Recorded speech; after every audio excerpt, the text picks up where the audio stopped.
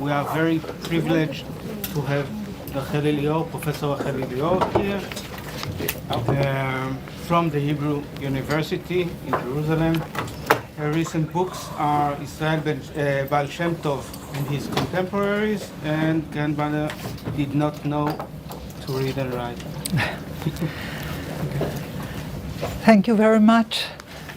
I wish to thank the organizers for inviting me and to give me an opportunity to share with you a few observations about the beginning of Hasidism from the point of view of the participants. We were privileged to hear very many interesting lectures about the way that Polish people are viewing Hasidism, different photographers are seeing Hasidism, different pictures are representing Hasidim, but we have not heard one single sentence said by any Hasid. You know, they're not only art objects, they are human beings. And they have been along the 18th century and the 19th century and the 20th century and the 21st century, and we have every reason to believe that they would continue to flourish.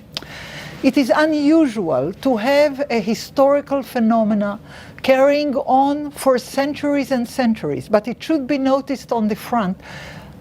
It is changing all the time. The Hasidim of the 18th century are not the Hasidim of today.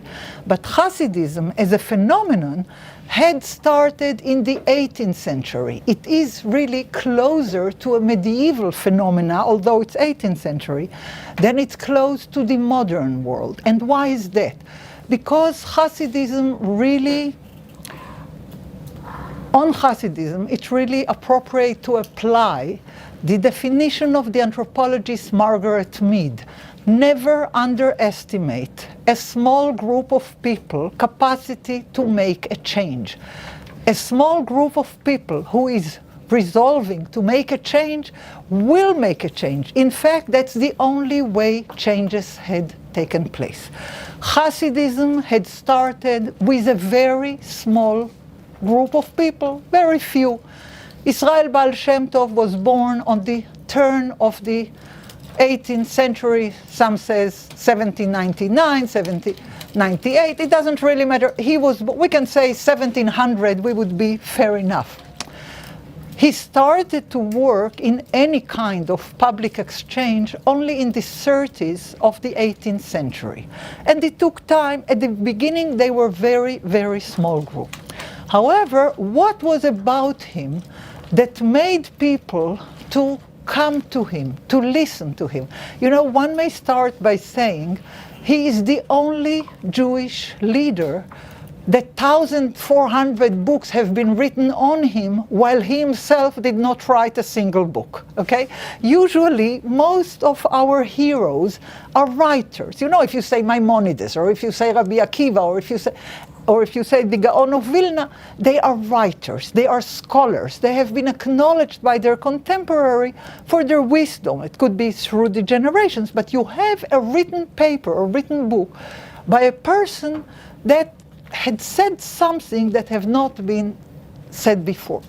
Israel Baal Shem Tov, on whom 1,400 books have been written according to my last check on the inventory of the National Library in Jerusalem, the title Israel Baal Shem Tov or Israel Besht is mentioned in at least 1,400 books.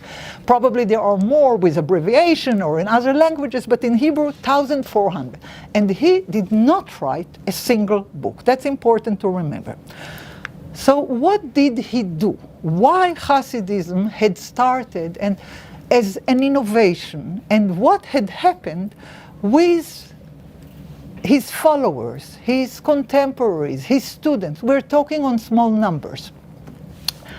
What had happened was he was a student of Kabbalah. He was studying Kabbalah. He was studying mystical writings. Now, many other people were students of Kabbalah. Kabbalah was a very favorable topic. Books had been published since the 16th century. People could buy and read and learn the Book of Splendor, many other Hasidic books in the course of the 17th century, 18th century. He, like many others, was studying books of Jewish mysticism. However, unlike others, he thought that the books are about himself.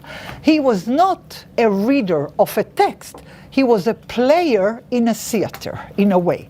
The book for him, or the books rather, the books for him were like a musical score that he was the musician. He was not a listener, he was the musician. And it's important to me to understand the metaphor.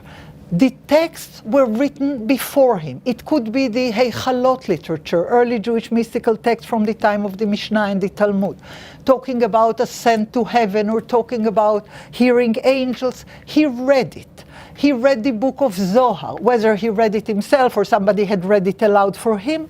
He read the book of Zohar. He read the Luriani Kabbalah or the Safed Kabbalah, anything that was printed, he had access to, he read it. But, as I said time and again, many others read. Readers were numerous. But he had interiorized the text as if he is the hero of the text. So concepts and ideas that were written in a clear way, in a mystical way, in a dreamlike way, in the huge Jewish mystical library, had been interiorized by him, and he was playing as if he is the hero. He was repeating what had been written earlier as a score of, as if those are the scores of music, and he is playing anew the musical score. But why? Where? When? Let me start by saying that mystical writings or mystical dramatizing are always preconditioned by tragedies, by hardship. You never write a mystical book because you are happy or because you are rich or because you are very well-to-do. On the other way around, you write mystical literature when your world is absolutely chaotic, when the world is collapsing, when there is no sense, when you have a profound sense that God had turned his face from you, that you are deserted, that you are alone, that you are tragically mistreated, and there is nothing you can do about it. Let me clarify, Jews had invested any effort, any reasonable effort, political effort, monetary effort, diplomatic effort to embetter their situation, always. They were very good at it. They were clever. They were trying always to be the best citizens, the best taxpayers. They were always trying to have the best of conditions and to be the best of citizens. However, regardless to their behavior, there was this ancient tragic anti-Semitism that was burning anew every century on different reasons, and they were charged for sins that they have not done. Jews, like any other communities, have their score of criminals, they have their no-goods, they have their dumps and bumps and so on, but we're not talking on that. We are talking on charges of the kind that I wish to read to you. Polish historian Janusz Tazbir, great historian, said the following: Polish society and the Christian population at large, Jews belonged to a group to which norms of human compassion, I'm sorry, excuse me, I didn't start right.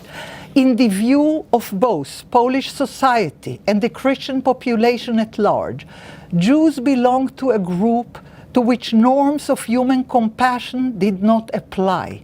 It would seem that in old Polish society, the Jew was what Leszek Kolakowski was later to call a man with no alternative. He could be summarily brought to court as the alleged perpetrator of a ritual murder. In daily life, he was a clown whom everybody, from street urchins upwards, could insult and spatter with mud. That's a historical assessment of Polish historian who is writing about the Jews after he had studied in detail the different scores of blood libels, which were frequent in the end of the 17th century and along the first thirds of the 18th century, exactly in the time that Hasidism had emerged. The situation was tragic as the King of Poland had said the following: The infidel Jews, the scoundrels, the villains, they are pouring the blood of Christian children in a hidden way, in a horrible way, in a broken heart way. That situation is calling upon divine revenge. That's the King of Poland, August II, in 1712. That made a lot of impact. Now, one of his noblemen said, I have decided, in company with other men of honor, to exterminate the Jewish people. That's from the book of Leon Polyakov, History of Anti-Semitism. There are thousands of quotes of that kind. Hatred, false charges. Do you know what is a blood libel? That's one English term that is not mentioned in any English dictionary. There is no blood libel in any English dictionary. They call it ritual murder, because the Christian people really believe that Jews are assassinating children for ritual murder. Now, we never, never, never murdered any child for ritual murders. And I want to clarify, we had our villains, we had our simple thieves, or we had our simple murders, but we never, never ritualized a murder. We never cooked matzot with children's blood.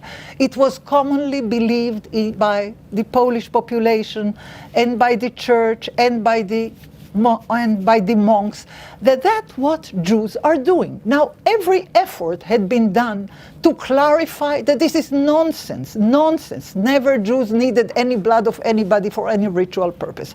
But it was common to accuse Jews with that. Now, of course, it didn't help that the Polish Senate at the Sejm at 1799 declared that every Jewish community where a Jew would be sentenced for blood libel or for ritual murder would be excommunicated and thrown away from the vicinity.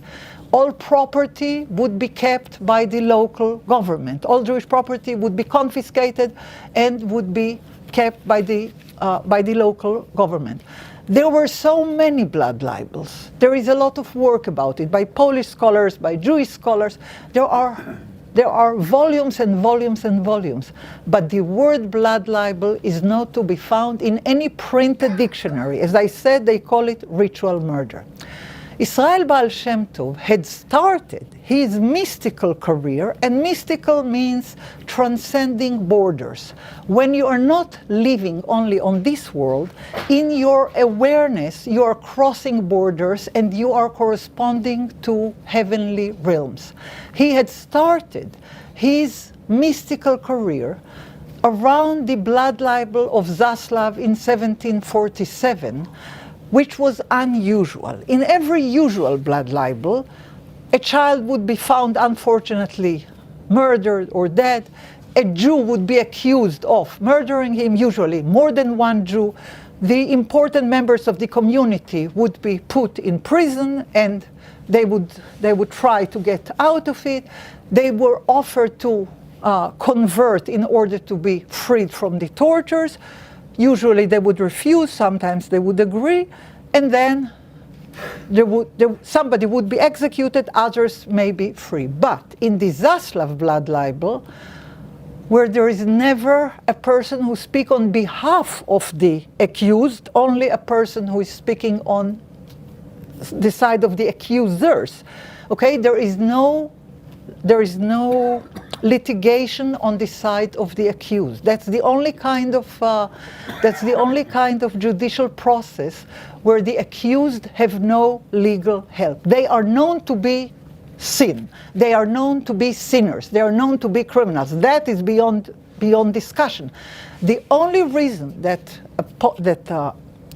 a trial would be going on is in order to have an admittance of the person who had been charged, because you cannot prosecute without an admission. Admission would be given by tortures. Everybody would admit to anything if you would be put on the torture wheel. And as I said, that was usual. The only thing that was exceptional in the Zaslav blood libel was that after they had converted, they were killed.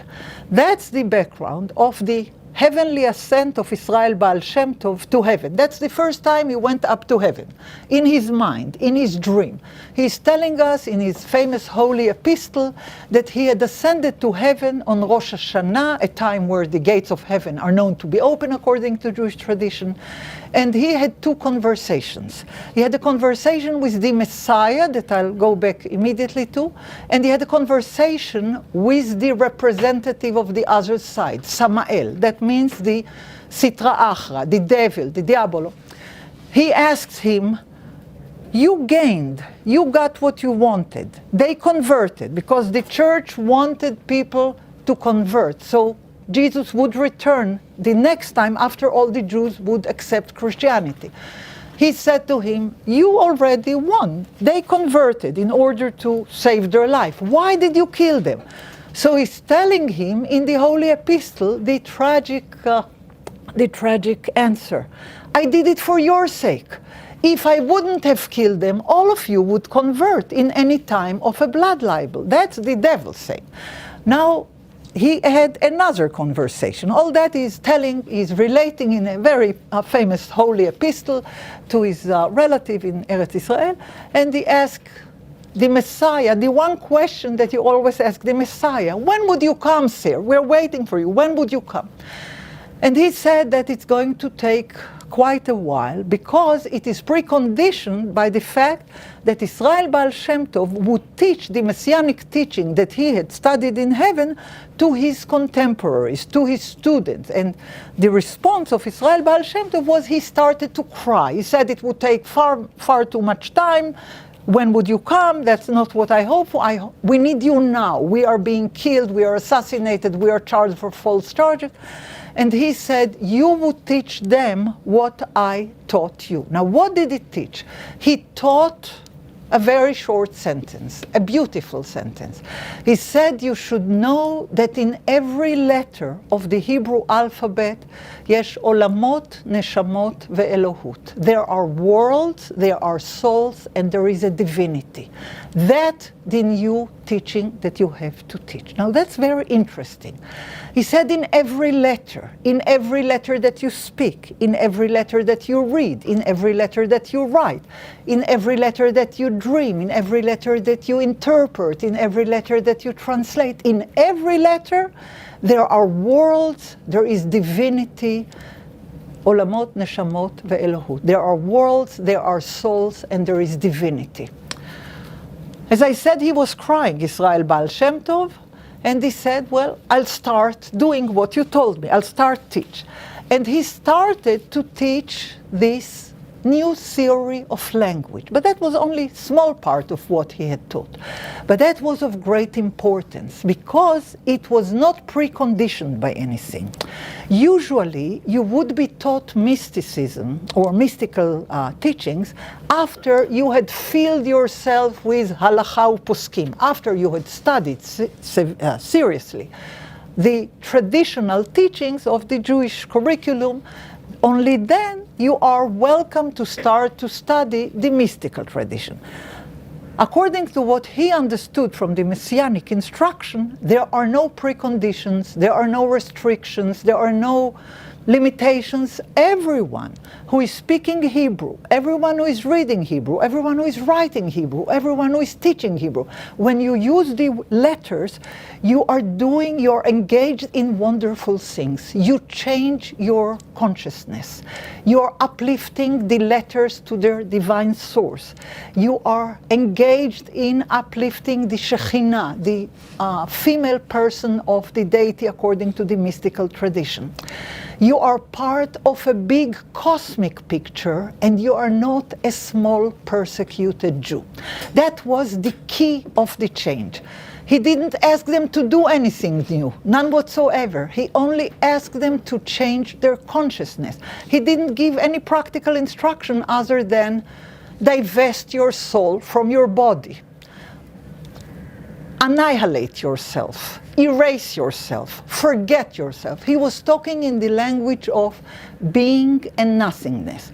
Being in Hebrew is yesh, and nothingness is ein. It's the infinite nothingness, the divine nothingness. However, those two words have double meaning. Ein could be nothingness, but also could be the infinity. If I say on you, you are nothing, that is at ein, okay? You are efes va'ain, like zero and nothing. But if I'll say, ume'ain ha'chokhma timatzeh, the wisdom is coming from ein, which is the infinite part of the deity. So the word ein could be the infinite God, and also the very same word could be nothingness and nihilo and zero and so on. The word yesh also has two meanings. Yesh usually is only being. Yesh and ein, being and nothingness. Yesh is being. However, it is also Yeshut, the divine being, the only thing that there is. Israel Baal Shem Tov was teaching a cosmistic teaching. Cosmos is world. Acosmic, that is, there is no real world. There is only your consciousness. If you would see on the material being, on the existential being, its true divine source, you would not see anything mundane. You would see only God. And he loved the word kol, everything. He would say, Melok, of course, that's a verse, Melok kol haaretz kvodo, the whole earth is full of his glory. But he would say, Bechol ot ve'ot olamot neshamot ve'elohut. In every letter and every letter, there is divinity, there are souls, and there are worlds. Then he would say, Bechol drachecha da'eu. You can approach God in every way.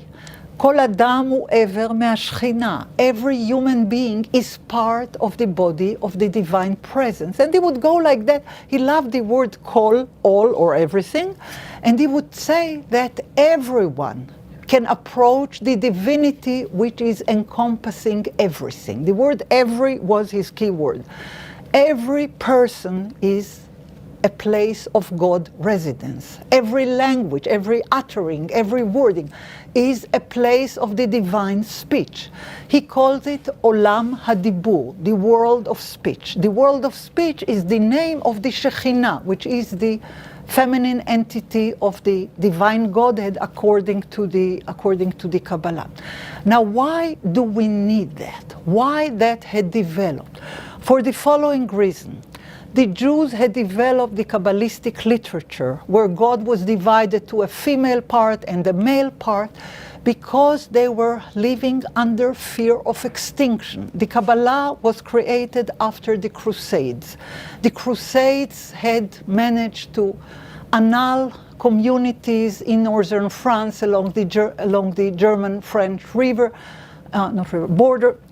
There were many great Jewish communities in Worms and Speyer and Regensburg and Magenza that were once Jewish communities, and after the Crusades they were evicted. The people who stayed alive after the Crusades, the only Jewish community that was not harmed in this part of Europe, was the people in Spain, because the Spanish people didn't go on crusades because they were busy fighting the Muslims. They call it the Reconquista. The southern part of Spain was ruled by the Muslims for many centuries, and the Christians were fighting against the Muslims. Because of that, Spanish Christians were not asked to go on crusades. They had to redeem their land from the local Muslims. The Jewish community of Spain, in the end of the Crusades, were not harmed. There, Kabbalah had started to be formed. At the very end of the Crusades, which commenced in 1096 and ended in 1286, at this very time, the Book of Splendor was created. At the very end, the last decade of the 13th century. And what did they say? This world is darkness. Close your eyes to this world. Don't look at this world. Further, make yourself as far away from this world as possible. Alienate yourself to this world. Concentrate your mind only on the hidden world, where there is Garden of Eden, where there are angels, there are ladders where angels are descending and ascending. Don't think on reality. Think on the world of dreams.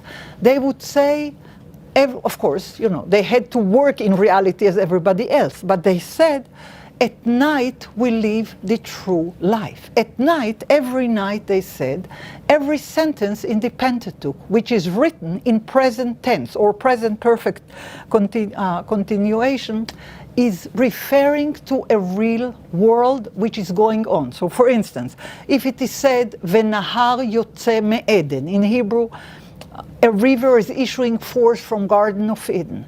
It means that a river of luminosity is coming every night to the minds of those who study the Book of Splendor. They are not only studying it, they are creating it, they are talking it. They introduce the idea that every word has many meanings. You all heard the abbreviation Pardes, Pshat, Remez, Drash, Vesod. Every word has various meanings. It could be the literal meaning, it could be the secret meaning, it could be the allegorical meaning. Anyhow, the ways to interpret words are endless. It could be 70 faces of the Torah, it could be Pshat, Remez, Drash, Vesod. In every word, according to the Book of Splendor, could be read in numerous ways. So you deconstruct the religious, ancient, holy text, and you reconstruct them by writing a new version of it. And this is an ongoing process. The Zohar is not a book. It is an ongoing process of writing and rewriting done by Chavura. Chavura is a group of students. Chibur is a composition. The group, which is called Chavura, is combining together, uniting together, writing together, editing together. It's all the word lechaber, mechaber, chavura, chibur. They are uniting together the worlds of their dreams, the worlds of their vision. And what was the world of their dreams? They say it in a very short way. They say that this world that we live in is a world which is oscillating between exile and redemption. We live on exile. Because of that, the world is dark and the world is horrible and the world is all what we need to alienate ourselves from, because the world is ruled by the Sitra Achra, by the devil, by the other side. Exile is the reflection of the evil of the other side. But the Jews know that it is a dynamic process. It's not a constant thing. We are waiting for redemption. Now, here, that's the point of the Kabbalah. We, the students of Kabbalah, those who compose the compositions, those that unite together as a group of students, those that compose the writing and reading and do it all together in the luminosity that comes from Garden of Eden every night, we are promoting the advance of the Messiah by the very process of studying, of creating, of remaking the oral law. Now they say the world is divided between evil forces and benevolent forces.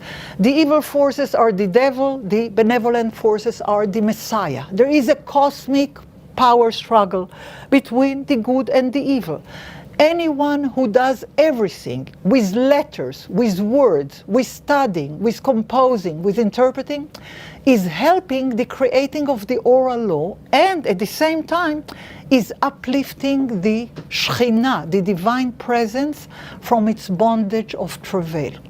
They said that you're not only studying, Jews are always studying and they always had to study. It's not the study which is the innovation, it's the purpose. They say that every moment that you study, you do it leman yichud kuchabrichu ushchinte.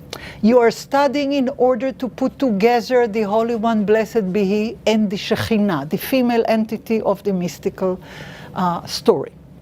So you're not only studying, you're not only interpreting, you're not only reconstructing, you're not only rewriting, you're not only retranslating and write beautiful literature. While you're doing that, you're engaged in the cosmic struggle between the evil powers and the good powers. You help the good powers every moment that you work with words. So Israel Baal Shem Tov interiorized all that, all what I said, that had been formed in a very lucid way in the Book of Splendor, Sefer HaZohar, in the 13th century, and in the course of the first part of the 14th century. And he said, we are the Chavura, we are the group of students, we are the reinterpreters. I'll show you how in every word you can reinterpret it in such a way that you would see the divine light in it, the divine spark in it, the divine entity in it. Think on every letter. Every letter has two components. One is the sign. Every language has letters with signs, okay? It could be Aleph, Bet, or it could be ABC. There are written signs, but every written sign is a recording of a sound, of a voice, of something else. Now, he said the finite sign is the Yesh. The endless, infinite voice in it is the Ein. So every word that you say, every letter that you are using, you are uniting the infinite and the finite. Orot vekelim, the lights and the vessels, the being and nothingness. He said that the whole world had to be understood as a unity of opposites, because everything that we're thinking on has the double meaning of unity of opposites. You have to decipher the infinite beyond the finite. You have to see the spiritual beyond the actual. You have to see the infinite inspiration of divine light, of divine sparks, of divine Shekhinah in every letter, in every word. And he would say, when God said, let there be light in the very beginning of Genesis, could there be light if there won't be the words of the word light, the letters of light? Could God had created light before he had created the letters of light? Like we say light O. There are only three letters, that Aleph, Vav, Resh. Could God had formed or created light before there were the letters for the word light? They said no. Letters are the very foundation of creation. Letters and letters and letters, the Hebrew letters, the holy language, the divine language, are the foundation of creation. When we human beings are playing with letters, writing letters, combining letters, doing things with letters, we are participating in creation, and at the same time, we enlarge the divine light. We are helping the cosmic struggle of the good against the evil. We are part of a huge cosmic arena. We are not persecuted Jews. We are not the hateful ones, those that have to be charged with blood libels, those that have to be expelled. No, we are parts of the divine struggle between good and evil. We are active participants. We are not only miserable, little, persecuted people. Israel Baal Shem Tov, as before him did Ha'ari, Isaac Luria from Tzfat, the holy Ari, at the end of the 16th century, and before him the author of the Zohar, presumably Moshe de Leon in the 13th century, and before them, presumably, Rabbi Akiva and Rabbi Ishmael of the Heichalot literature, opened a vertical channel between heaven and earth. Think on a ladder. From Jacob's ladder dream, we know Jacob had seen in his eyes, in his dreams, that there is a ladder that set on earth and reaching to heaven. Israel Baal Shem Tov said, every human being is a ladder that stands on earth and his head is up on heaven. Angels of God are ascending and descending on him. You, every one of you, he said. Now, when I say you, he's talking only to men and only to Jewish men. When everything that I say in general, he's speaking only to Jewish men, his contemporary. There are no women there, there are no non-Jews there, it's only Jewish men. The Jewish men of the party that he is teaching, where they are studying together Zohar, the Book of Splendor, are engaging in those ideas. He is opening a vertical pipe, if you want, or a vertical ladder between heaven and earth, and he alone is ascending and descending. When he is ascending, he is learning something. When he is descending, he is teaching his followers, exactly as the author of the Zohar is telling on himself. He calls himself Rabbi Shimon Bar Yochai. Rabbi Shimon Bar Yochai is ascending every night in the pillar known to those who knows the secrets. Ha'amud hayadua leyod'ei chen. He is ascending, the author of the Zohar, faced as Rabbi Shimon Bar Yochai, and he's learning in heaven all kinds of wonderful things. When he's coming down, he's telling it to his members of the groups, and they are interpreting and adding and rewriting and reshaping and poeticizing. That's exactly what Austin said, how to do things with words. They are creating worlds of entirely new inspiration. They don't do anything in action. They are doing in ideas. They are telling dreams, they are writing dreams, they are retelling them. It's all a matter of mind. It's not a matter of action. So this is spiritual engagement. It's not actual engagement. Now, at the same time, yes, they do write and they do compose books, but it's not about the writing. It's about what you do with your spirit. It's about your mind. And they are changing the mind. So, Israel Baal Shem Tov told his followers that he is ascending on heaven exactly as Rabbi Shimon Bar Yochai did in the Book of Splendor. Exactly as Rav Chaim Vital is describing Ha'ari, the holy Ari, Elohi Rabbi Yitzchak Luria in Tzfat. So we have the literary pattern of a human being, of a historical human being, in his mind ascending to heaven and descending with new knowledge. It starts as a literary thing in Sifrut HaHeichalot, in the Book of Enoch, in the Book of Splendor, in the Etz Chaim stories of Rabbi Yitzchak Luria. And Israel Baal Shem Tov is doing the same. Whatever is said on those literary figures or historical figures, he is reenacting like the score had been written. He is replaying it on his own. You need to have a special kind of personality to do that, because most people are reading it as two things. I'm the reader and here is the text. Israel Baal Shem Tov is reading it as it's me, the hero, in the text, and I'm only doing what the text says. He's acting the text. He's not reading the text. So he said the following.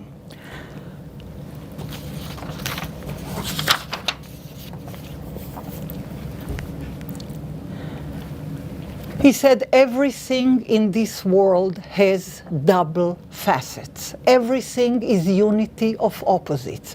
There is nothing which has only one facet.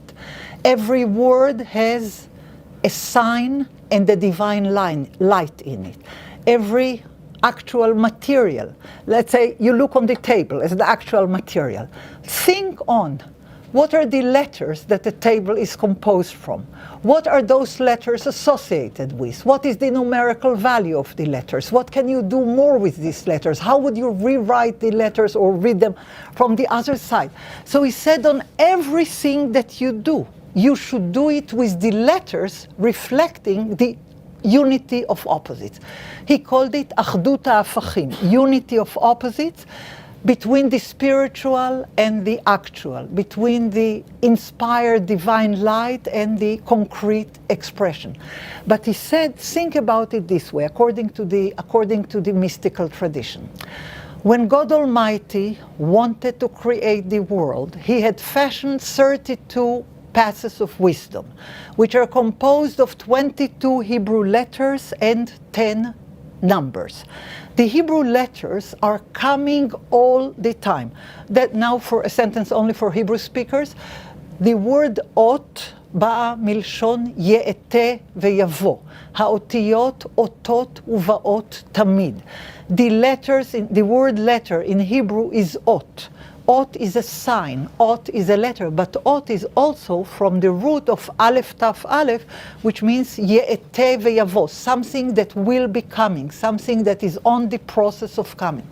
So he said the letters, this is the sentence that I quoted is from the Book of Creation, ancient mystical text that he loved very much. He said, it is said in the Book of Creation that the 32 passages of wisdom are composed of 22 letters and 10 numbers.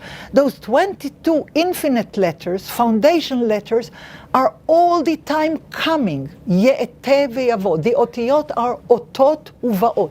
The letters are coming all the time from the divine voice. God is saying, according to the verses, Le'olam dvarcha Adonai nitzav b'shamayim. Your words, O Holy Mighty God, are always in heaven. You are saying them all the time, so the world would exist. And he would say exactly like we human beings would not be alive 1 second if we don't have a spirit, invisible spirit, if we don't have invisible soul, if we don't have invisible some kind of spiritual entity that we don't see, but we know very much that this is what enlivens us. He said everything in the world, whether it is alive, whether it is a stone or a tree or a bird or a human being, nothing could be alive for 1 second without the divine letters which provide for it life. But here comes the mystical answer to that. It's not only the letters are coming down from upwards, downwards. We human beings have to participate in the process of creation. For that we had created, so we would uplift the letters back to their source. Think on this picture of thousands of letters pouring and pouring like heavenly rain of letters, and we human beings have to uplift and take it back. They call it ratzo vashov. That's from Ezekiel, and the creatures are running to and fro, like two dialectical opposing directions. The letters are coming from heaven downwards, and we human beings have to help them to go backwards. Exactly like in the sea. There is a movement forward and there is a movement backward. There is something which is alive and something which is receding. The mystical tradition claims that the process of creation is dialectical. It's ongoing, it's eternal, it's by letters. Letters are coming through all the time, and letters have to be uplifted and returned back to their source by the work of the people. Now, they said, how do we help God to draw down the letters? In Hebrew, hamshacha, lehamshich et haotiyot, to draw them down from upwards. How do we help God to draw the letters down and down and down? We need to do all the details of the commandment. The more detailed the commandment is, the more details there are you need to do. It's not enough to say you observe the Sabbath, you have to have 72 different instructions how properly to observe. The more you have, the better, because the more details you have, the more letters are coming down. And that is like half the work. Then there is the other half. You have to uplift the letters. That is called hitpashtut hagashmiyut, divestment of corporeality. That is called hitainut, annihilation. That is called dvekut, cohesion or communication with God.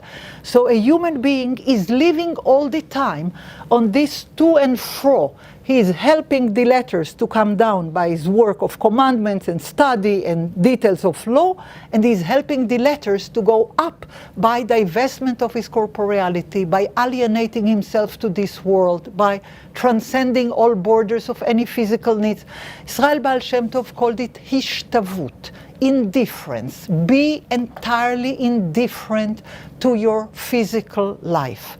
Be entirely indifferent to any physical needs you need. The more indifferent you are, the more you are open to receive the divine light. The further you go from corporeality, which is mastered by the evil forces, the more close you can go to communion with God. So you are engaged all the time in numerous things. You have to think on God, that the whole earth is full of His glory. You have to interiorize the divine presence in your mind, in your language, in your words, but it's all a spiritual work. You don't do actuality, because in the actuality you do only what you have to help to draw down the letters. But in order to help to bring them back up, you need to do spiritual work. It's called contemplation, hitbonenut, dvekut, communion with God, divestment of corporeality, הפשטת הגשמיות. that's a chance to correct a common mistake by Buber. Buber was a great scholar, but he made a lingual mistake. He said that the Hasidim are doing avodah begashmiyut, worship in corporeality. This is an absolute mistake. The Hasidim are talking on divestment of corporeality, of negation of corporeality, of erasing of corporeality. They never work with corporeality, the other way around. So, but he called it, for the sake of being short, avodah begashmiyut. There is no such a thing in the Hasidic language. The Hasidic language is annihilating corporeality, abolish reality, make yourself as far as possible from any reality. You need to be as angels. And the Baal Shem Tov is instructing his followers, יראה עצמו מבני העולם העליון. View yourself as a member of the upper world, all of you. View yourself as part of the angelic corpus that is ascending and descending on the ladders to heaven. You, every human being, you are the ladder where your soul can go up and your soul can come down with new insight, with new apprehension of the divine presence. But you have to be all the time aware of the fact that all what you see is God, all what you see is divine. So you negate reality, you see only the deity. You negate existential needs, you see only divestment of corporeality. Now, how many people can really do that? If you are not Yaakov Yosef of Polna, if you are not the Maggid of Mezrich, how many people can really do that? Very few. That's the reason that the theory of the tzaddik had come forth. The tzaddik, the Hasidic leader, came to be responsible on all these spiritual commitments that one have to do, because most people couldn't. You know, they say, I can try to divest my corporeality, let's say when I'm praying, when I'm contemplating, but you know, there is food to prepare, there are children to take to school, there is work that to be engaged. We can't really engage all the time in divestment of corporeality. So gradually, towards the end of the 18th century, the great mystical circle of the students of Israel Baal Shem Tov had been replaced by the first generation of tzaddikim, like Elimelech of Lezhansk, like the Jose of Lublin, the Sir of Lublin, the students of the Maggid of Mezrich. Not the direct students of Israel Baal Shem Tov, but the students of the student of Israel Baal Shem Tov.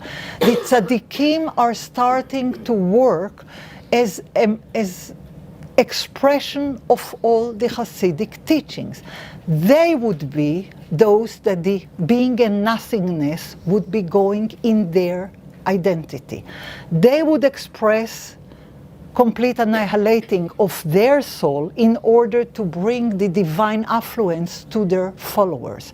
They would say, the Sir of Lublin wrote wonderful things about it. He said, Yasim atzmo le'ain. He should make himself as nothingness. So the divine affluence, the infinite ain, the Ein Sof, would draw down through him to his followers.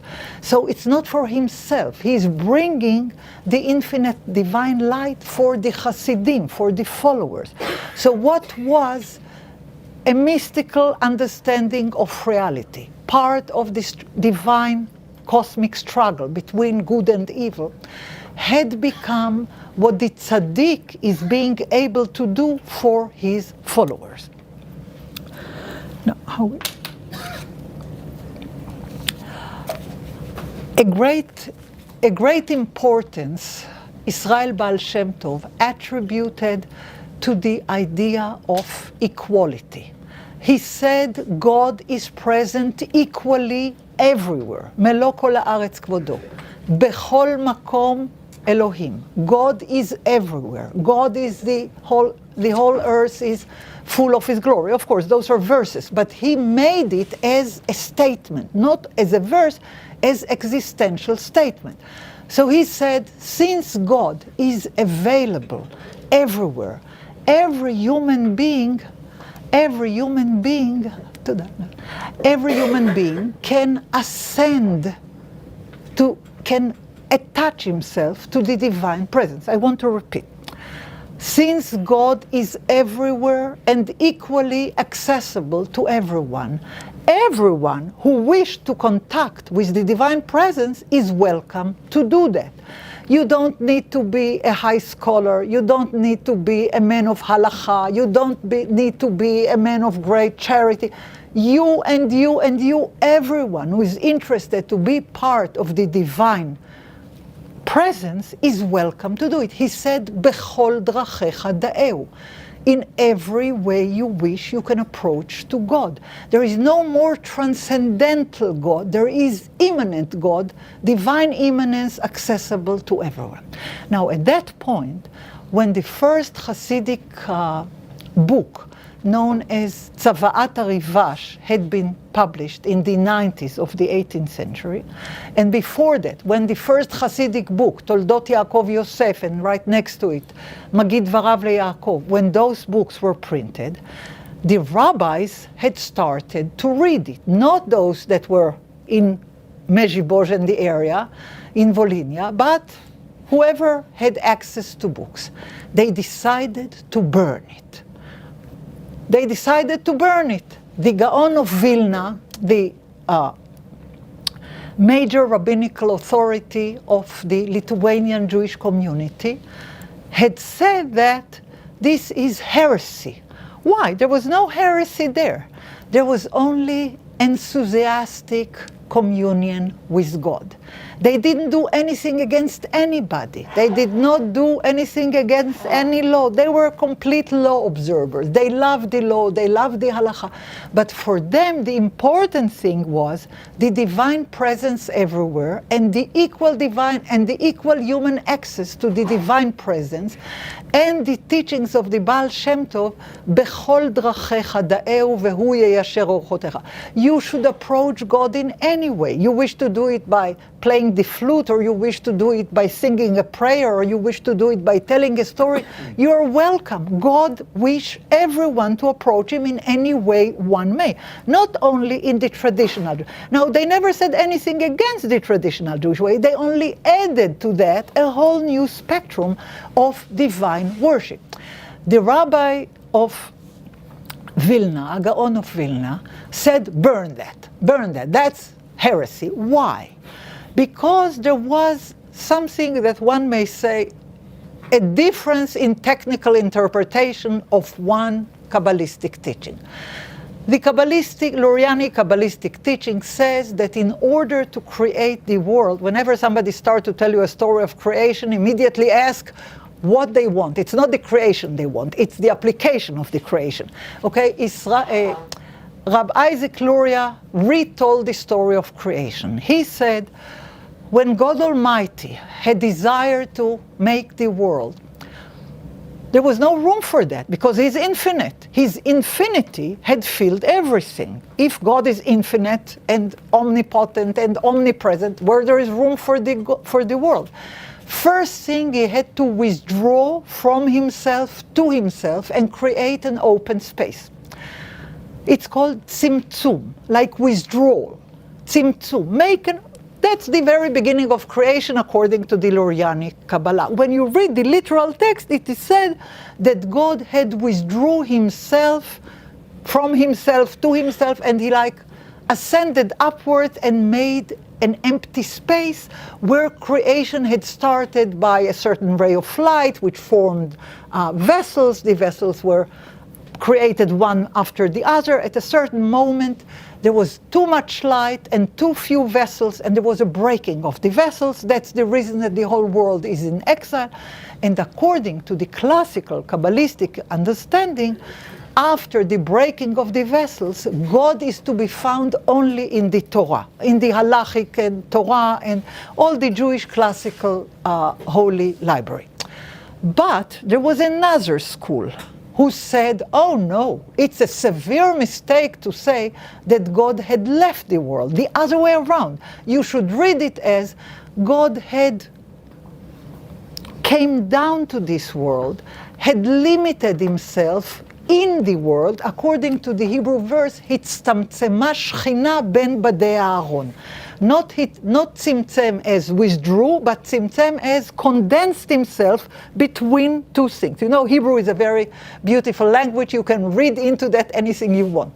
Those two interpretations were there. It's really true. The texts are attesting on those two possibilities. And there was along the 17th century and the 18th century a lot of discussions whether tzimtzum is withdrawal from the world upwards or tzimtzum is into the world.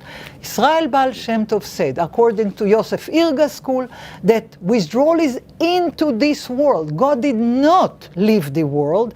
God is in this world. He had condensed himself through the letters, through the sparks, through the Shekhinah, into this world. And the author of the Tanya said, oh, what a horrible mistake is to suggest that God had left the world. The other way around. God is in us. We are within the divine presence. God is all around. Just we don't see it. We need to work on seeing it. We need to concentrate, and then we would see, then we would feel. So, the Gaon of Vilna said that if the Baal Shem Tov is right, and God is present in a divine spark in every stone, in every tree, in every bird, this is blasphemy. Because of that, the book had to be burned. It's not blasphemy. It had been asserted by numerous Kabbalists before the Israel Baal Shem Tov. Only they were studying and teaching in very close circles. While Israel Baal Shem Tov was teaching Zohar and Luriani Kabbalah and anything to everyone who wanted to study. He did not believe in any hierarchy, because if God is present equally to any human being, every human being is equally invited to be part of the community of students. He resented hierarchy. The Gaon of Vilna, who was the symbol of the classical Jewish rabbinical hierarchy, said, you are endangering the whole entire structure of the Jewish community. They never meant to endanger anything. They were enthusiasts. They were not social rebellions. They were not social reformers. They were enthusiasts. They were filled with God. The word enthusiast is come from the word theos. When you feel that you are full of divine inside you, you see the divine, you sense the divine. Israel Baal Shem Tov was gifted with this sense of God is in me, around me, within me, and I can share it with you, my followers, and so they felt. They were never too tired to say, God is everywhere. God is accessible equally. You should approach God in everything you do. You should think on God all the time. They're talking God, God, God all the time. They don't talk on any social matters, at least not in the beginning. They don't talk on any social reformation, not at all. They believe that they are part of the mystical tradition presented to them by the charismatic leader Israel Baal Shem Tov, who didn't ask anything other than, please see that God is here. It's within you, around you, and so on and so forth. But from 1772, where the manuscript of Tzavaat HaRivash apparently had reached Vilna, the Gaon of Vilna said, let's burn everything. Every Hasidic book should be burned. And there was further problem. At 1756, at the very place that Hasidism was flourishing, in the city of Brody, there was a big excommunication against the Sabbateans. Numerous divorces had to be enacted because in Brod there was some kind of Sabbatean festival. There was a great deal of licentious behavior of whatever. There was some Sabbatean uprising in Brod. And the Gaon of Vilna and other rabbis were suspecting the Hasidim to be Sabbateans. Nothing was further from them. They had nothing to do with Sabbateans. They were absolutely observant Jews in any way. They only added to the observant Jewish way of life a new spiritual meaning to everything they do. They did the same commandment, they studied the same text with the addition of the mystical library. They did not delete anything, they did not put aside anything. They added to the Jewish tradition a new perspective.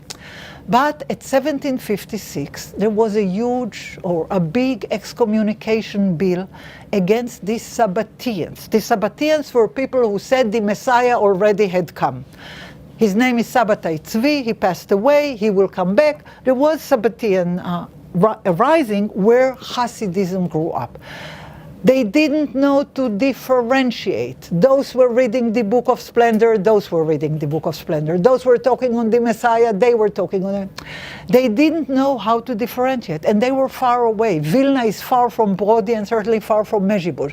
They heard that there is some mystical circles who are reading mystical books against the prohibition of reading mystical books, which had been enacted in the beginning of the 18th century, at the 1714, where the Sabbatian circles had been excommunicated because they were people who were antinomiistic. They said the Messianic era had come, so we don't need the laws. That's different. But the Hasidim had nothing to do with Sabbatianism. They were entirely different. But those who had excommunicated them were sure that there is no difference between Sabbatians and Hasidim. They didn't take the time to differentiate. They didn't take the time to inquire. They knew that they have to be excommunicated because they are endangering Jewish life. At 1756 and 1759, there was a lot of commotion. That's the time that Hasidism with Israel Baal Shem Tov is growing and spreading, but this is the very same time that Sabbatianism was growing and spreading and had been excommunicated by the rabbis. And at that time is Yaakov Frank, who was leading the Sabbatian circles, and the rabbis didn't know to differentiate. They were afraid that all those people who were following the Hasidim were following of the Sabbatians. So they said, we will excommunicate everyone who reads Kabbalistic books. We prohibit to read Kabbalistic books before you're 40. We prohibit to read Kabbalistic books if you did not fill your stomach with the law and the halacha. We prohibit to study the Book of Splendor if you don't have an authorized rabbinical teacher.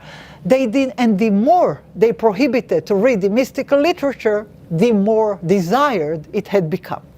Now, one more thing I wish to say on the mystical nature of Israel Baal Shem Tov that had a great effect. One second.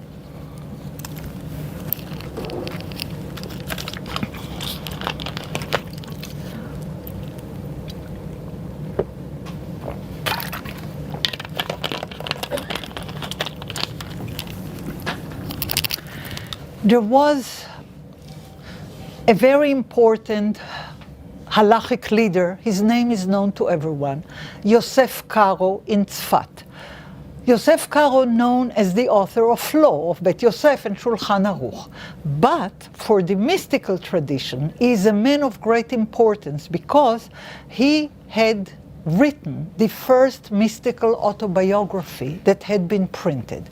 The name of the book is Magid Meisharim, which means like the angel who speak upright teaching to me.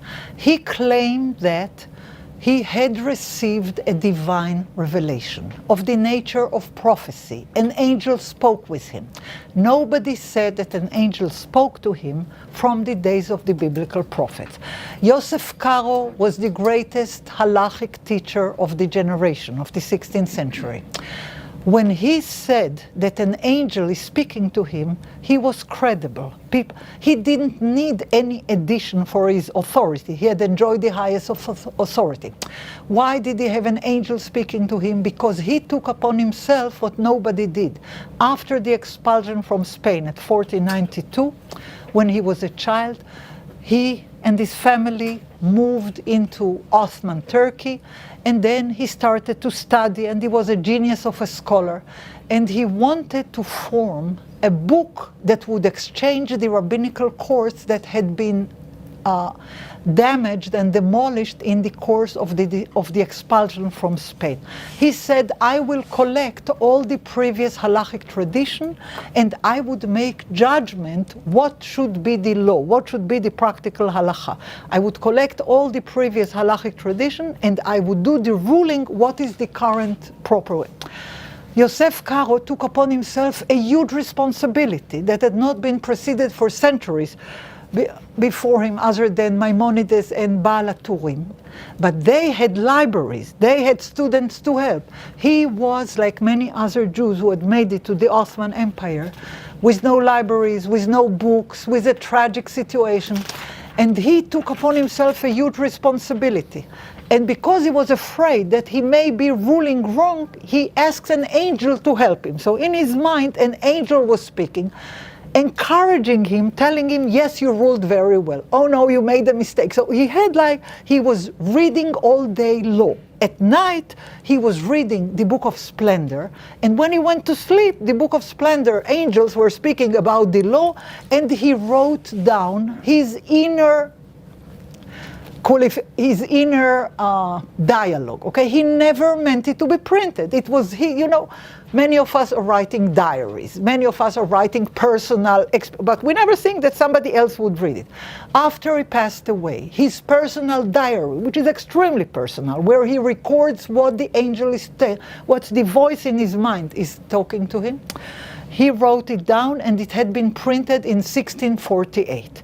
That became like fresh buns. Everybody wanted to read the book that Yosef Karo, personal autobiography. Now, in this book, the voice is introducing himself as, I am the Shekhinah. I am the daughter of Zion. I am the desolated bride. I am the miserable daughter of Israel holding the dunghills, as a very tragic voice.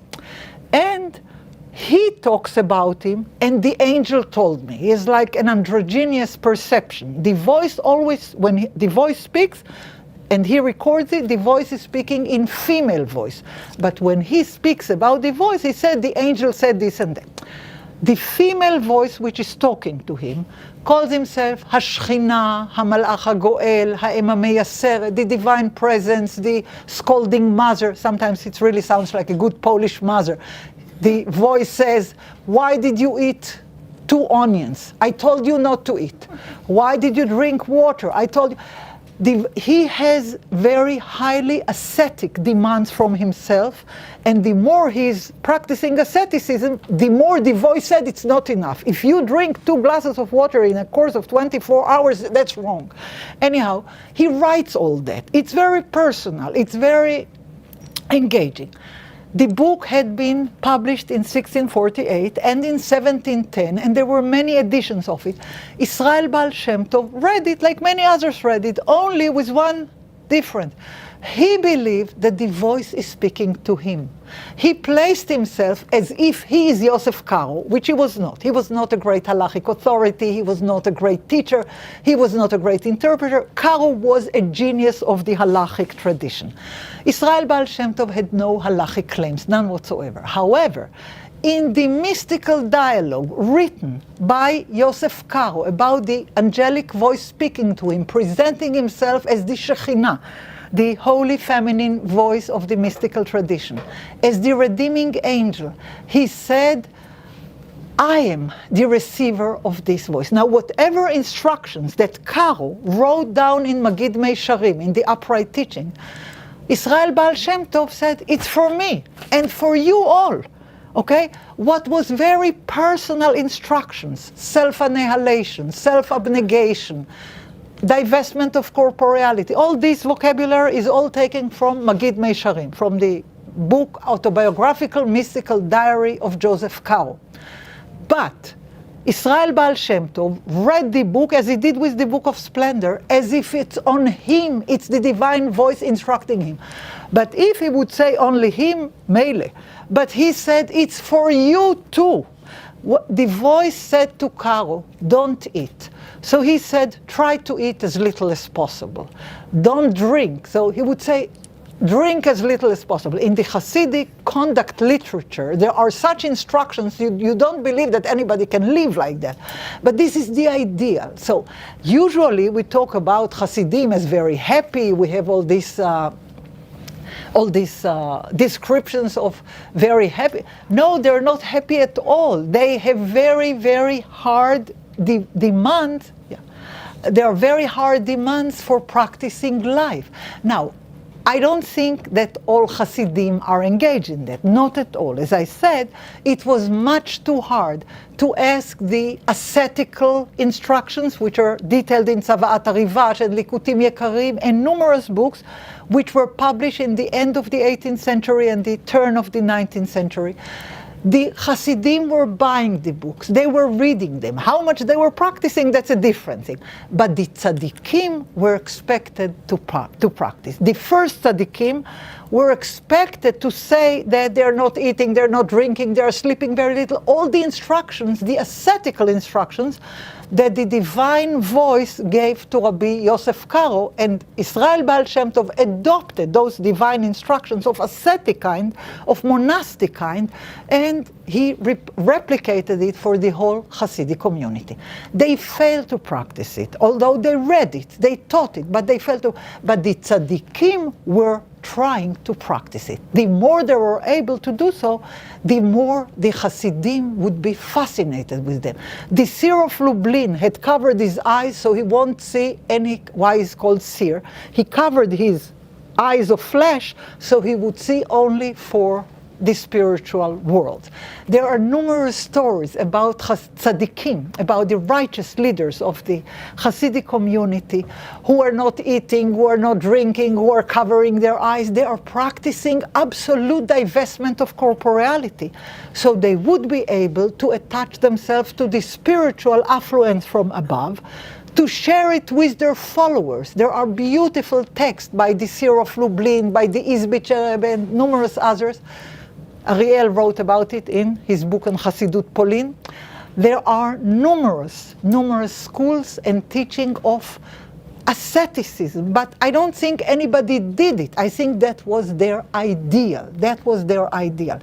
But the tzaddikim had to practice it, or to symbolize practice of it, so people would see the ein and yesh, so people would be able to watch the ascent and descent, the transforming the spiritual into corporeal and the transforming of the corporeal into spiritual, to help drawing down the divine affluence and to help bringing it up back again. To do the ratzov vashov, the to and fro, running and coming back again of the divine processes. Now all of that, and I said only tiny bit of all what they were aiming to do. They were aiming to be part of the spiritual hidden processes in the heavenly world through the theory of language, which claims that every word that you do, say, read, or write is part of elevation of the Shekhinah, the world of speech, the voice that spoke to Yosef Karo, adopted by Israel Baal Shem Tov. And there are numerous quotes, really word by word, verbatim,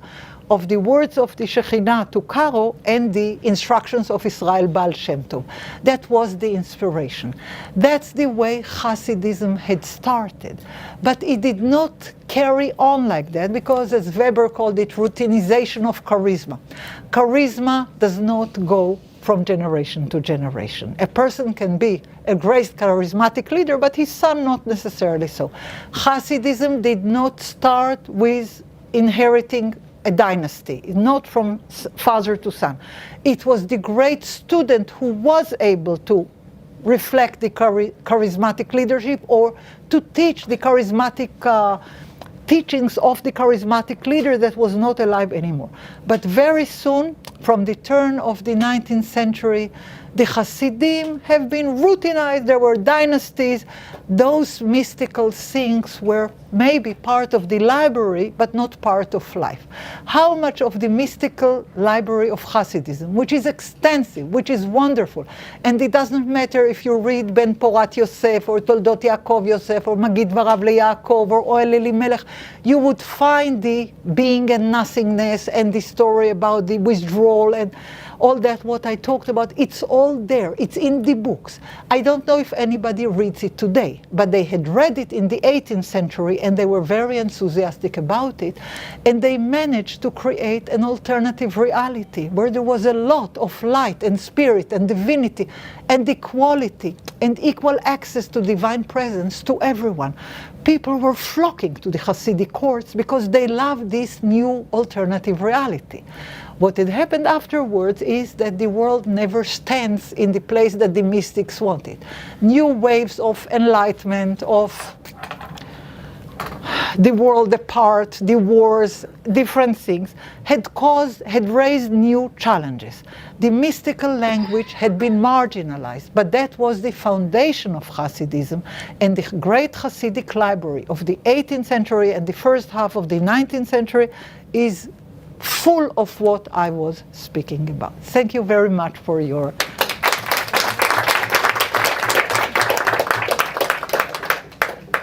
Thank you very much for this wonderful talk. And if there are questions, this is the time. Thank you very much for this really wonderful lecture. I wanted to ask you, you ended at the most interesting point for me. What happens next? If this is the base, what happens then in 19th and 20th century? How much does from all these fantastic ideas and learning enter the folklore or everyday, or how we treat it today, or when we see Hasidim today, or even in early 20th century, what do we have from all this base that you described? I am not an anthropologist, and I'm not an observer of the current Hasidic life. Here, there are people who are anthropologists and who are observing the different expression of Hasidic life today in relation to their previous life. I don't do observing of living people, I'm only reading text, and the more the better. I'm reflecting what they said. I'm trying to make a bridge between the huge library and the audience. I don't know in what way it affects them today. I can say that what was they were engaged in the 18th century. It was huge, huge and flaming influence, although they were excommunicated, although they were marginalized, although they were even put in prison by different rabbinic mitnagdim. They were the core of enthusiastic students who came to study wisdom, to be part of it. But the dynastic structuralization of the new mystical movement, or this new spiritual awakening, the structuring it, the routinization of it, had changed the nature of the community. When everyone was expected to be like that in the generation of Israel Baal Shem Tov and Dov Ber of Mezrich and Yaakov Yosef of Polna, it was one thing. But when the responsibility was shifted to the tzaddikim, it was another thing. They needed to find a new ways of communicating those new ideas, and they needed to do different means, different matters, and that we find in, let's say, in the Hasidic stories. The Hasidim were talking about the tzaddikim in the Hasidic stories. So we know quite a lot about their day-to-day behavior, but that doesn't tell us what is nowadays. So for the question, what can we know? Now, I'm really talking about the turn of the century, 19th to 20th century, early 20th century. I'm art historian. I dealt a lot with the history of being avant-garde, but also 19th century art. And it always puzzled me to what extent these ideas do enter or do not enter the art. I know it's a huge subject. Yeah, I wish I could contribute, but I don't. Maybe my friend Shalom Tzabar, who is an art historian, can tell you more about it. No, but it's a very good question, but I don't have the answer. I can only answer about text. The texts are reflecting very strongly what was their world like in the 18th century. How it turned out in the 19th century, that's a different story. Yeah. So, Moshe, okay. So, look, you have a terrific rhetorical tour de force. Thank you. Now it starts, but I don't agree with anything. Well, let's put it this way. I think Dubnov lives. Yeah, okay. You say it, what Dubnov says, but much more dramatically, much better. But since Dubnov, we've found out a few things. I can't go into all the details, all the contradictions, all the exaggerations. I'll just talk about two things. Number one,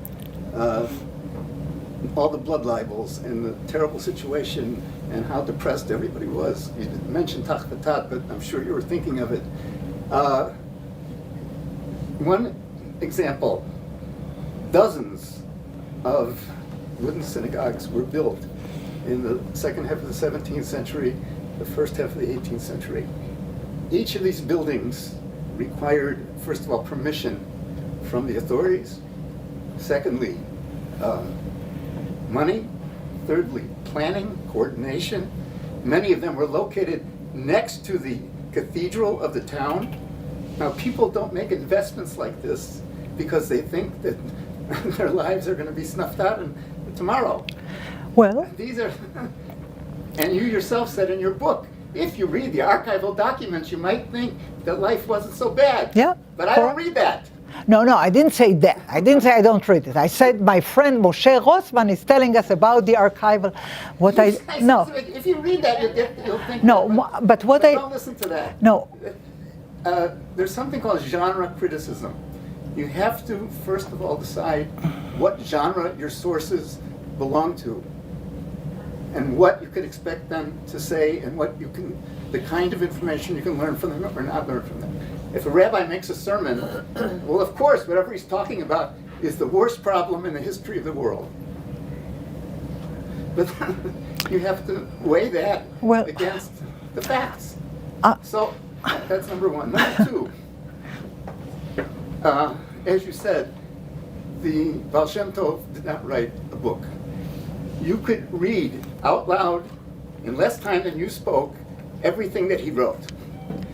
And add another hour, and you can read whatever people who actually heard him talk quoted him, which is in itself problematic, but forget that.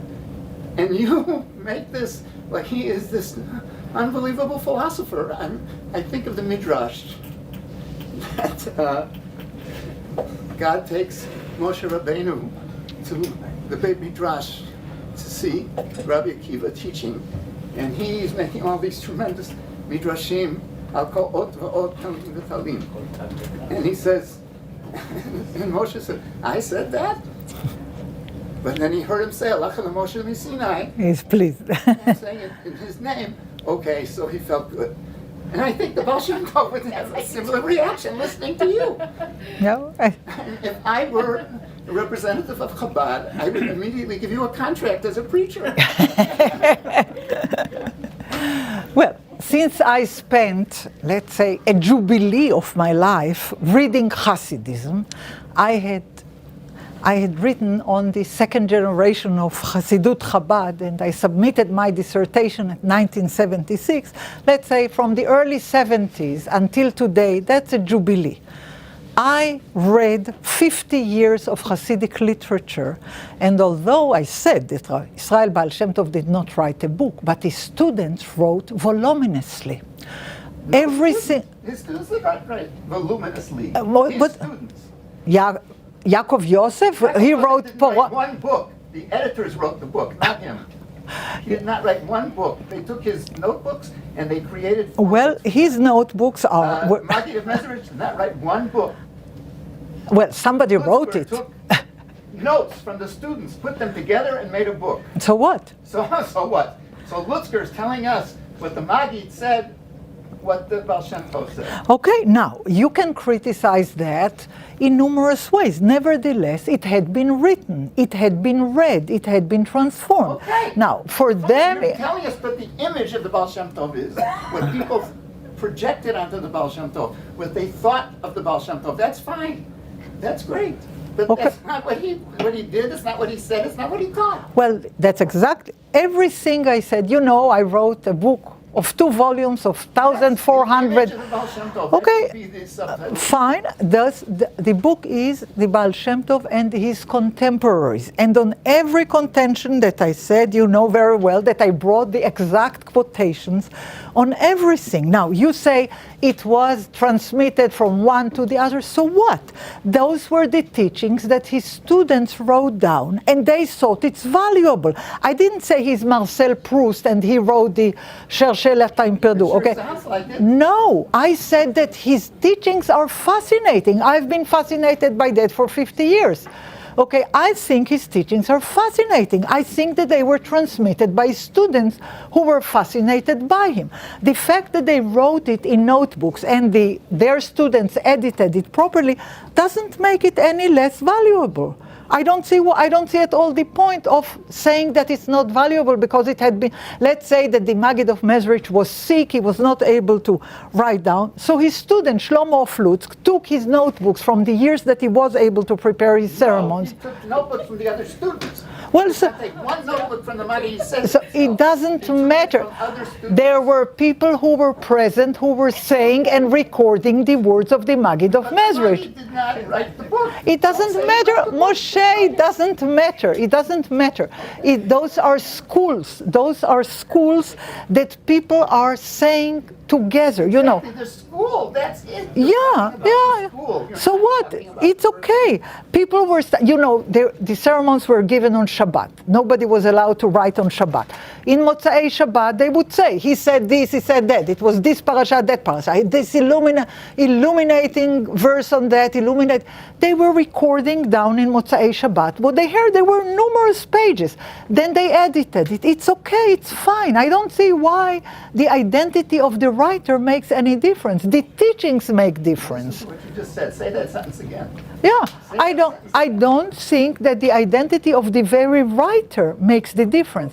I think it's a school that carry a tradition and they transmit it in numerous ways and numerous. You know that if you'll take any 3 Hasidic books of the circles of Israel Baal Shem Tov, Yaakov Yosef, and the Maggid of Mezrich, and you can open in any book, in any page, you would find Ein Veyesh and Tzimtzum and Melo Kol Haaretz. They would. And Yaakov Yosef contradict each other. So what? But they have also they have sorry, common but things. I Okay, have okay, Yes, okay. we just genre which is similar throughout what they're trying to say. Each student will have his own take, but if you look at that as an entire school, Yeah. you will end up with a coherent fabric that's been created. Yeah, that's exactly what I say. Yes. Yeah. And it 30 years after it is the the person is creation of the supposedly tapestry. I'm sorry, I couldn't hear you. It is the creation of the tapestry that is important, Yes. not the individual. Absolutely. Exactly the same about the Lurianic literature, exactly the same about the Heichalot literature. It's not the identified writer, it's the school and it's the tapestry with many contributors. That's exactly it. Yeah. Okay, Azir. one more question. Rega. One more last question. Sorry. Can I ask a question? Yeah. Okay. The Magid Mesharim, do they use it all, does he all mention Rabbi Karol using song or nigun? No, usually what he does, he reads a sentence of the Mishnah. He says, Karati Mishnayot. He reads Mishnah. And that, the very action, he says, Adonai Sfatai Tiftach Vepi Yagid Tehillavcha. And he says that Sfatai is not my lips, it's like the borders of my soul. Safa, like Sfata Nahar is the border of the river, okay? Like, open and enlarge my limitations and let the divine light or the divine voice speak in me. And that's the way he starts. Then he hears and write down. I don't recall that he's mentioning singing. That's a big book, but he might be there. But I don't recall any musical reflection. The only one who is really interested in music in the Hasidic library is the son of Shneur Zalman of Ladi, Dov Ber, the Mittler Rebbe. He is explaining the ascent of the world of the Sfirot according to the musical connotation or structure. That's very interesting. He is the only one I know that has a musical understanding or education, and he's using it in order to teach. Okay, so Somebody else wanted to ask? you Yeah. want to take question? Thank you for the lectures, first of all. Something that bothered me was a bit the depiction of the description of the opposition of the Gaon of Vilna to the Hasidim. He's basically painted. It seems basically painted as a fool, so that he didn't understand correctly the nature of Hasidism. He mixed it all up with Shabtai Tzvi and No. other antinomial movements, and the whole thing was like an idiotic mistake that he. Well- that was what it sounded like to me. No, I wouldn't use the word idiotic. The Gaon of Vilna was a genius. He was not an idiot. However, he misinterpreted the turn of reality. He was afraid, and people told him, Lashon hara, people told him they are Sabbateans. We are suspecting them. Now, there were no printed matter at 1772 of Hasidic origin. The very first historical documents about Hasidism are the bill of excommunication of the Misnagdim, okay? He didn't see a printed book. The very first printed book came at 1780, okay? He had excommunicated them at 1772. People talked, people misinformed, people caused him to be suspicious. The rabbi of Vilna had all kinds of reasons to blacken the faces of the Hasidim. So I don't think at all it's right to say that it was idiotic, but it was a mistake. But he did understand something very correct of what he heard that they were teaching. When you say that God is equally present everywhere, and every human being can equally approach God, and you don't need any mediators, teachers, rabbis, a communal hierarchy. There is an anarchic potential there. The Hasidim were not anarchistic and not antinomistic, but there was a potential, like in any mystical teaching, which is submerging under the hierarchical order. So he understood something true. Mysticism is not a way to conduct a community. It's good for a small circle, but when it is spreading, there is a certain danger in that. Okay. But so we, as scientists, or if I could be so bold, as Madei Hayadut, we to test this hypothesis. Don't go and misunderstand. Yeah. There's an antithesis. The antithesis is that he correctly understood the nature of the Hasidic movement as it was developing. Now, how can we test whether the thesis is correct or the antithesis is correct? The answer is that we can't. We can't test which thesis is correct. Because we live in a dimension in which the Gaon of Vilna issued the excommunication. And we only can see the results of what happened after that was issued. But if it had Rav Shneur Zalman. We do not know how it would have developed. No.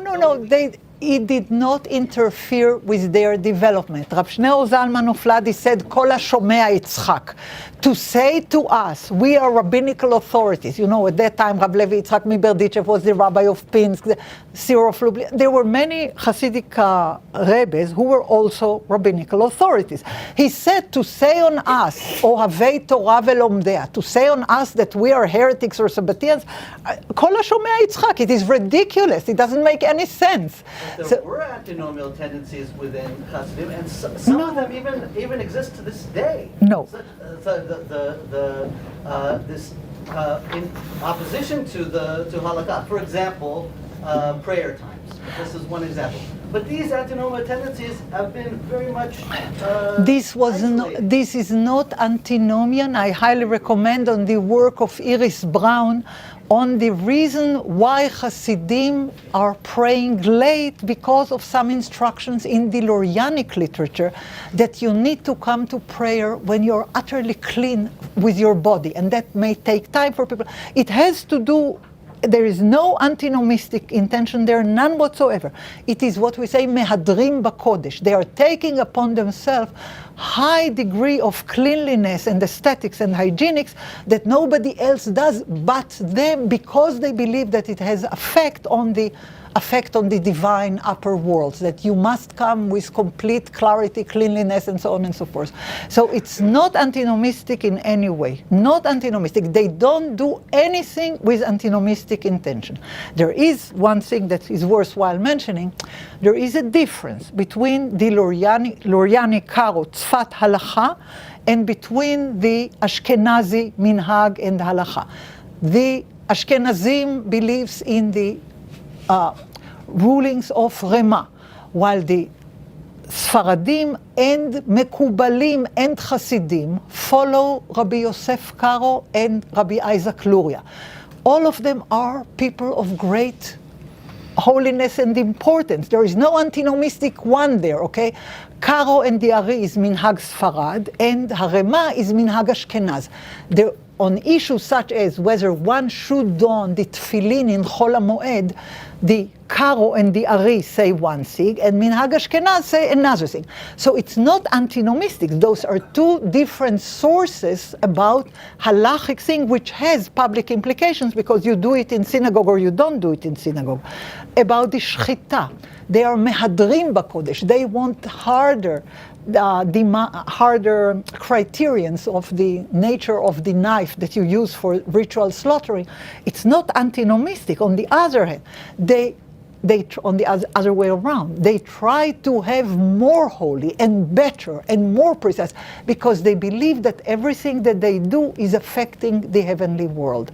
So it's not antinomistic in the least. It is extremist mystical instructions. They are all written. They did not invent anything. It's all written in 16th century Kabbalah and in the Zohar, and they do what they do. But the Gaon and others say, this is for the elite. It's not for everyone. This is, I may do it. I may not put tefillin in Chol HaMoed because the Zohar said you should not. But the rest of the people should put tefillin according to Minhag Ashkenaz.